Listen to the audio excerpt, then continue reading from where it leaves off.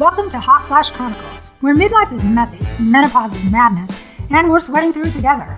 We're Angie and Shelly, two caffeine-fueled, slightly inappropriate grandmas who say what everyone's thinking. So grab a drink, crank up the AC, and let's dive in. It is that time, that wonderful time when a new podcast comes out. Ta-da! Yay! Huzzah! Hooray! And people rejoice. And they did. They should. Why wouldn't you? Why wouldn't you?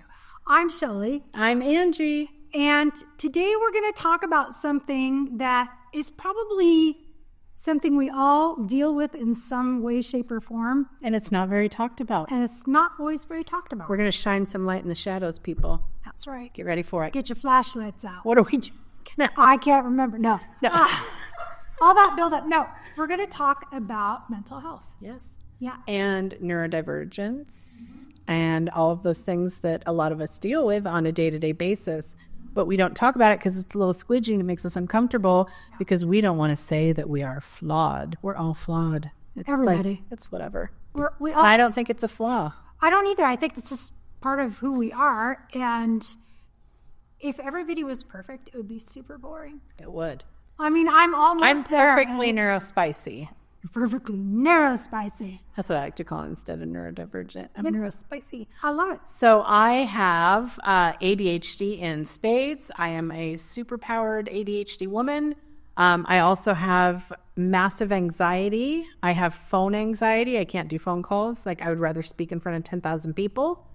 I have just this last year suffered from depression for the first time. So those are some big hitters. Yeah, I have been diagnosed with anxiety, just general anxiety disorder. And also I've had episodic depression, which is kind of comes and What goes. does that mean, episodic? It's usually triggered by a particular event, like maybe you're grieving, maybe you've lost someone. So usually it means something has happened that triggers the thing. There is clinical depression. Mm-hmm. I had a bout of that many, many years ago, and it was because of vitamin D deficiency. Can trigger it. I really recommend vitamin D just in sun form. We live in Washington State, and it's very gray here. And a lot of people actually have vitamin D deficiency, and there's a lot of depression. So, and just recently, I've been kind of doing a little more exploring, and there's a chance I have a little bit of PTSD from my childhood. My parents were both alcoholics, so there's all these things that can happen in our lives, and we don't talk about them. No control over them, right. And they can very much impact you. And none of that means that you are a weak person or that you are defective or that there's anything wrong with you. These are just things that happen in the human condition. I went to one of my networking meetings last week, and one of the guys there who I'm really close with was like, "Hey, I haven't seen you. I've been gone." And I was like, "Oh, have you? So have I." And he was like, "Oh," he goes, "Well, I had foot surgery." And I was like, "Oh, I had depression." And he was like, "Oh God, are you okay?" I was like, "Are you okay?" Pretty okay? So we're sitting there like sharing stories, and I didn't know that he hadn't been there because he had this emergency surgery on his foot or his ankle or something. And then I said, I have had 2024 was really brutal for me. I had a lot of things happening around me. I've never been depressed. I've never been like, I don't want to get out of bed. I don't want to talk to anybody. Like, I'm just going to sit here and cry, and I don't have any hope. I just want to sit and have a sad day over and over and over, and I'm going to avoid people. I'm an extrovert. So when I'm avoiding people, especially people that I care about, that is a red flag to me. And my husband was like, okay, we need to something needs to change. So when I was telling my friend Fareed this, he was like, wow, thank you for saying that. And just that was really brave to say that. And I'm like, I've never dealt with it, so I don't know what I'm doing, but I don't need to hide it, I guess, because we all go through shit. And it's, and for me, it's it hasn't been my health or things going on with my marriage. It's been things happening around me that I don't have control over. Sure. Yeah, absolutely. Mm-hmm. And I think the way that mental health has been treated throughout, the last century even, up until the 1980s, Like if you had just some really basic generalized depression, or if you were bipolar, or what they called back then, they called it manic depressive. But if you had mood swings, it was really a shameful thing. Like you could lose your job if you were officially diagnosed with something. So a lot of times people just didn't want to get diagnosed with anything. They didn't want to admit that they needed help because it could end their career, depending on what the career was. Also, so a lot of shame associated. Right. And with ADHD, girls weren't usually diagnosed with it because girls with ADHD tend to be more quiet. Yeah, the chaos is happening in our head, whereas little boys, it's very extraneous. So it's very underdiagnosed, especially in little girls. So I didn't get diagnosed with that until like 2 to 3 years ago. Yeah. And I was listening to a podcast that my friend does, and she interviewed somebody who is now also my friend, and he was talking about how he had like later in life diagnosis of ADHD. And she's like, oh, what is that? Like, how did you find out? What does that mean that you have that? Like, what are the symptoms? And her name's Nikki. She's amazing. I love Nikki to pieces. And his name's Jason. And Jason just starts going on into like all of these symptoms that he had. And Nikki's like, oh my God, I have ADHD. And I'm listening to the podcast. I'm like, oh my God, I think I have ADHD. And then I realized that it kind of gave me a peace in knowing that it wasn't just that I was bad at finishing things, or I was scatterbrained, or I interrupt too much, or I'm too, like, I don't follow through, or I can't ever get shit done on my to-do list. It's because I have an actual chemical imbalance in my brain. It's it's a real physical thing. Like, you don't have the same dopamine regulators and receptors that you do if you're neurotypical. And it's like, oh my gosh, it was like a whole world. And I was trying to explain it to my mom, because my dad has it as well. I said, imagine that we had buckets of Legos. You like this because you like Legos. And I told you that you each needed to make a 2-foot-long train of green Legos, right? They need to be front to back. You just need to make a train of green Legos. For you, you have a bowl of green Legos, and you just take one out and you place it. For Dad, imagine he has a giant vat of all sorts of different colored Legos. So he has to do a lot more sorting and grabbing and staying on task. There's no way he's going to build it the same way or in the same amount of time because he doesn't have the same tools available. Yeah. So when you understand that, so now we use the thing like he's just grabbing his Legos. Yeah. And it's like, oh, right, okay. She's like, why isn't he? It's like he's grabbing Legos. Give him a second. Yeah. Like he catch up. I think the biggest change that's happened in just society is now it's a lot more acceptable to talk about those things, to say I have this thing, and that means there's more solutions and more opportunities to figure out how to be productive and happy and live with whatever the thing is that you have. I feel like probably almost everybody has something. Right. We just didn't used to diagnose stuff. We just ignored stuff. That was really like people are, back in the day, there wasn't as much. Nobody had autism back in the 1700s. It's like yeah, they did. They absolutely did. They just didn't have a way to diagnose it, and they didn't have a name for it. Exactly. Like this stuff has all been going on for a long time, but now we have these tools and these coping mechanisms and these ways to kind of address what these things are to improve our quality of life. Right. And it can be a behavioral modification. It can be a medication. And as we always say here, we don't judge. We listen and we don't judge. Like last night I told you, I had like a very dark storm of stuff that was happening with somebody that I'm close to where she was like talking about harming herself or like even more drastic.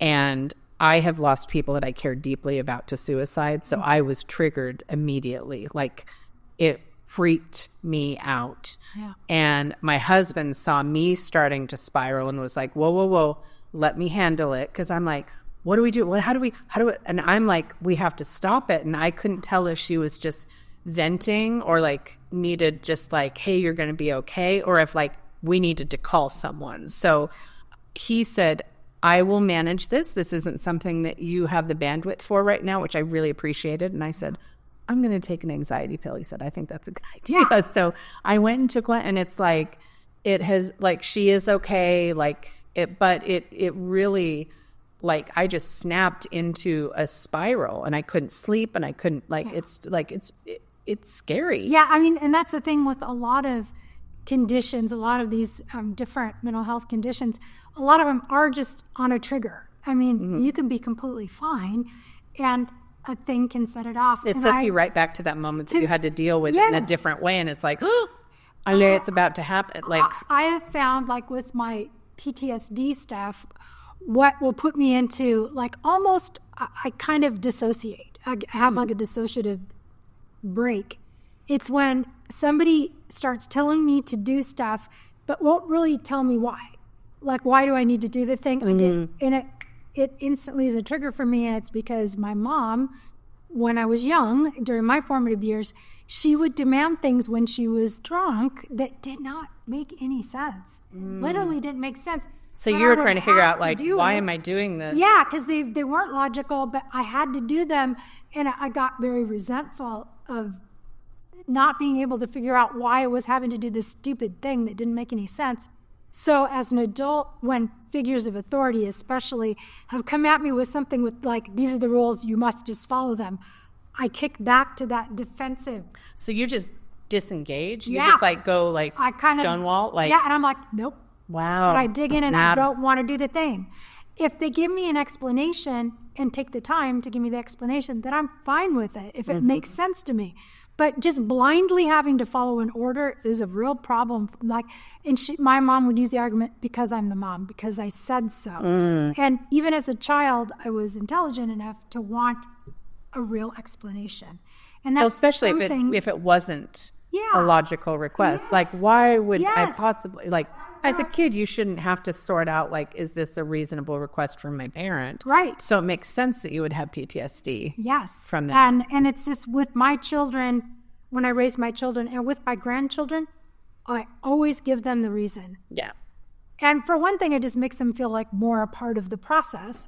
But I feel like, I don't care if you're 3 years old or 8, you deserve an explanation for why you're being told to do something. Right. And that's easy to do. But it's just, you know, we all have a thing. And I think the more that people talk about things like this and share it, it takes the stigma and the embarrassment out of it, which is really nothing to be ashamed of. Like, again, it's like a chemical makeup in our brains for some of these things, or it's like because of a traumatic event, or like my anxiety started when I had the car accident, and that's why I can't do phone calls now. Like, if you call my phone, it literally, the voicemail says, if you called me, I'm not going to answer. I probably won't listen to a voicemail. You can text me though, or if you need to get a hold of my business, you can text this. Everything is text only. I just can't. Yeah. And that's okay. It's wildly inconvenient. Well, there's a lot more control in a text or a written email. It gives you time to take the information and formulate your answer. When you're live, people can come up with something and you're like, it doesn't give you that moment to process and to think. I mean, some people need that time. They can't just answer like Well, mine was because the phone was tied to the accident, because when I was hit, I was searching for my phone, and I got Jeff on the phone, and I was like, I just got in a bad accident. And he goes, oh, well, make sure that you get their insurance information. I was like, I'm not sure they're alive. Oh my God. And somebody took my phone at that point, because they're trying to, like, they had to jaws of life me out of the car. It was a really fucking bad accident. Like, it was awful. And this one was by my side. Like, she showed up like the next day to sit and take care of, and her husband is like reading me kids' books in a British accent. Yeah. But because they took the phone away from me, and then he was trying to get a hold of me, because he just hears like, I'm not sure they're alive, and then it goes dead and he can't get hold of me. I now have this tie to phone equals life is in danger. And it sucks to have to say, like, I am a very powerful, capable woman with lots of superpowers, can't answer a phone. Yeah. I think a lot of people, the phone, especially since texting and emails and stuff, since that all came into existence, I feel like phones are very much like telephone conversations. I have to have them for my job, because we do interviews and stuff over the phone. But I feel like almost everybody in my regular life is phased out. Now when somebody calls me, I literally answer and say, who's died? what's going on. I mean, I automatically, if somebody is calling me, it is an emergency. It's never just, hey, right, what's up? Because if you're going to, hey, what's up, you text that and you send an emoji. Well, and one of the things that is like an irrational thing that bothers me is when people say, oh, Angie, I know you don't like phone calls, and it's like, it's not that I don't like them. It's like, I really can't do them. They trigger panic attacks. And if you've never had a panic attack, God, you're fucking lucky. Because they're awful. And like having a full-on panic attack. I remember my husband had his first one a couple years ago. My son also has anxiety. My husband had one and he was like, I'm having a heart attack. And I was like, honey, you're having anxiety. And he's like, I'm having a heart attack. And I was like, it's not going to feel like, and I knew he was worked up and he's like screaming on the floor and he's a very docile human. And he was like, we need to go to the hospital. And I'm like, oh, this is going to be a very expensive lesson, but okay, we'll go to the hospital. I knew it was a panic attack. But he was like, and I have them almost once a week, and every single time I'm certain I'm having a heart attack. So even though I know that it's never been a heart attack and it never will be, but so we get to the hospital and the doctor's like, yeah, that's an anxiety attack. So my husband comes home and he turns to my son and I was like, oh my God, is this what you guys go, like, is that what it feels like? It's like, yeah, that's why I'm rocking in the corner screaming and crying. Like, it's not fun, but yeah, you get like tools in your toolbox, whether it's like you said, medication or like behavior modification, right? Like an exercise that you can do. Like I'm gonna like sing the alphabet and do my fingers a certain way, and I'm gonna count how many slats are. Like you have to get your brain to go into a different mode and focus on something else, and then all of a sudden it just like poof, it's gone. I had panic attacks when I had that general. The clinical depression, it came with some panic attacks attached to it, and I ended up in the ER. It's so common. Yeah. You end up in the ER, you feel like your heart is going to explode out of your chest. I feel like it's just so much like pressure on your chest. It feels like it's ripping open. And adrenaline. It feels like the muscles are actually tearing. Yeah, like adrenaline bursts, rushes, and they hooked me up to an EKG and made me look at it, and they said, do you see the monitor? I'm like, yes. I'm sitting here feeling like everything's just coming out of my chest. He goes, do you see that it's completely normal? And I looked at it and I went, it is. And it's just like what was going on, the feelings I was having did not match at all. And that physically being able to see it, I was able to kind of come down out of that. And then after that attack, I would still have panic attacks, but I did go and do some therapy. And I was able to learn how to recognize when they were coming on. And now I don't have them anymore because I just kind of learned how to talk myself out of them. They're terrible. I feel so bad. I get them all the time. Yeah, it's like it's awful. And the thing is, I can't pull myself out of it. I'm starting to learn some tools to pull myself out outside of medication, which I do have medication for it. But like I've taught the people that spend a lot of time with me how to pull me down, and like, just put your hand on my shoulder blade. And so like somebody that I trust, just with their hand, tell me a story in a very calm voice. Don't tell me I'm okay, because I'm not going to agree with you. But if you say, you're safe. Yes. You're safe. I'm here. You're safe. I'm with you. Like, and distract me and to talk about like, remember those chicken tacos we had? Like all of a sudden it'll just poof, it's that gone. Sounds delicious, by the way. I would eat a taco. So it was kind of a heavy episode, but it's sometimes you have to like talk about the things that are uncomfortable because we're all going through something. So I like to consider myself a safe place to land. I'm good at holding space for people. So I think you do. Yeah. Well, I think it's important to understand, like, I think one of the reasons we wanted to do this podcast is we have this really kind of fun, unique friendship. We share a lot of stuff. We share a lot of wisdom, between each other. And we thought it would be really fun for us to be able to include other people in that. But while injecting our silly, inappropriate humor. Yeah. But sometimes you have to talk about the But I think it's important to have, sometimes you need to kind of adjust your sails to get to the happy places, to get to the good stuff, to get to the fun and the laughter. Sometimes you go through these like dark clouds. Sometimes there's storms in life. There's health things that can happen. There's things that can happen in your family. You can lose a job. You can lose a person that you love. You can lose a pet.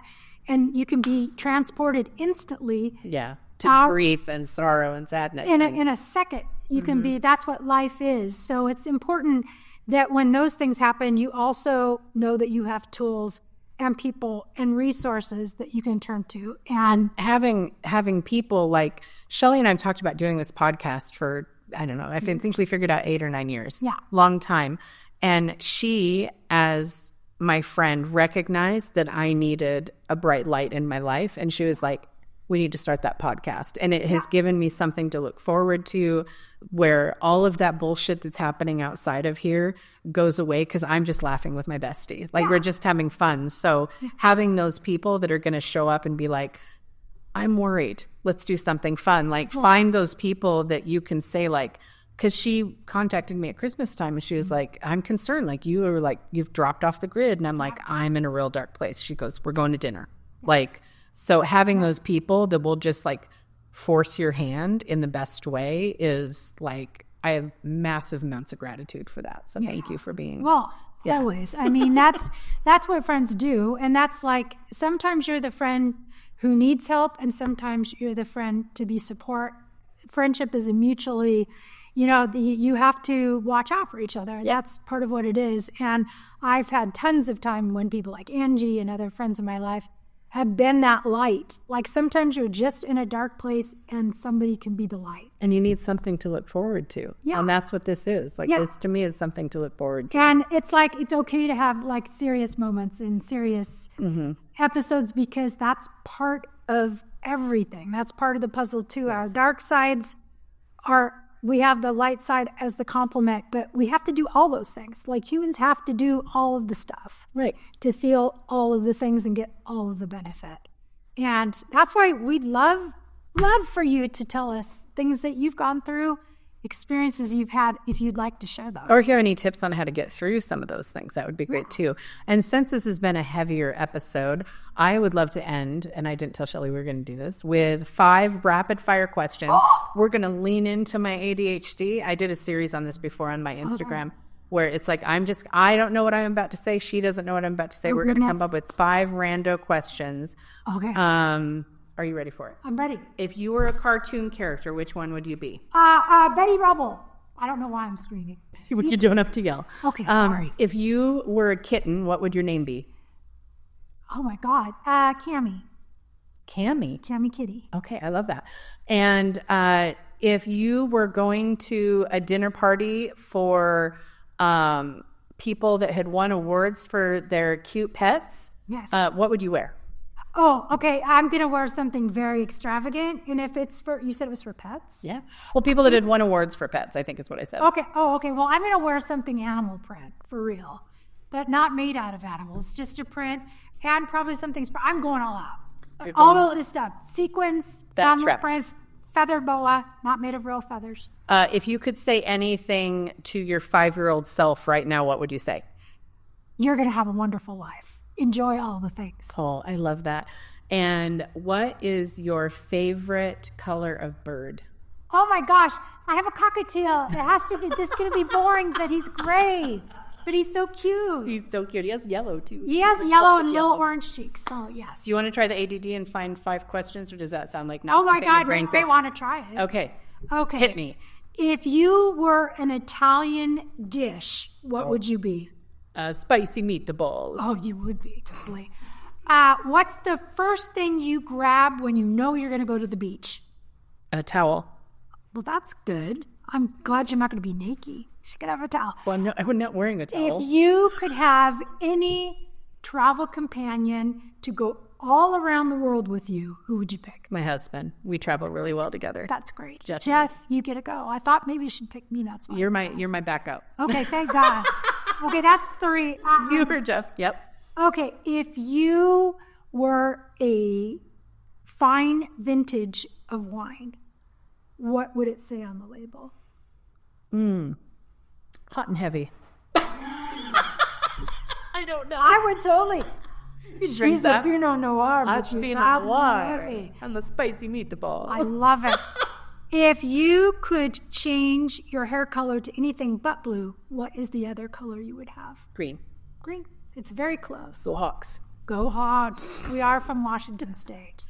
So that was a little lighthearted at the end of a very hard to talk about episode. And thank you for being vulnerable. Yes, I appreciate your authenticity. Thank you guys for watching. Yeah, thank you for listening. And we'll be back for more of the other stuff. We like to keep you guessing. Yes. So we'll see you later. Thanks for tuning in and being a part of this. Toodles. Bye. Bye. That's a wrap on this episode. If you laughed, related, or just need more, hit subscribe. Check out the show notes to find us on socials and YouTube, and join our Patreon for exclusive extras. And remember, we're still hot, just in flashes.